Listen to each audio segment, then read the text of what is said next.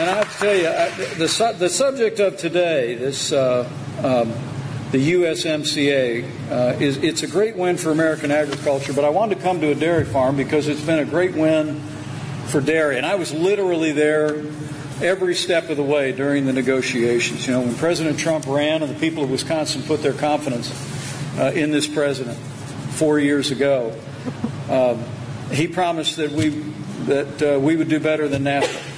That he thought the North American Free Trade Agreement hadn't put American workers first, hadn't put American farmers first, and we rolled our sleeves up, and right out of the gate we started the negotiations.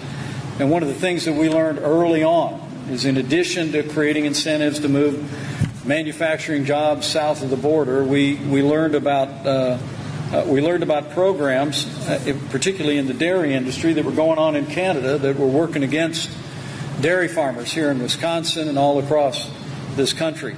Canada actually had what was called a Class 6 and a Class 7 program that subsidized certain dairy products, and literally I was there time after time when literally we were talking about manufacturing jobs, we were talking about exports, but in virtually every conversation, President Donald Trump told the leadership in Canada, we have got to fix this trade deal for American dairy, and he did it. He did it.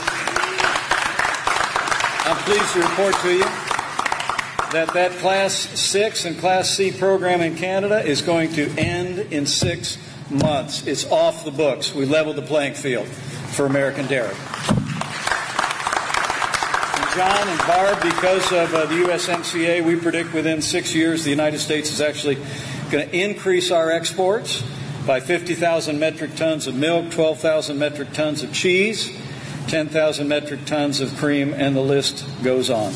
Under the USMCA, Canada also will keep the price of skim milk solids at least as high as America's prices, so we're going to maintain a level playing field. USMCA is a win for American workers.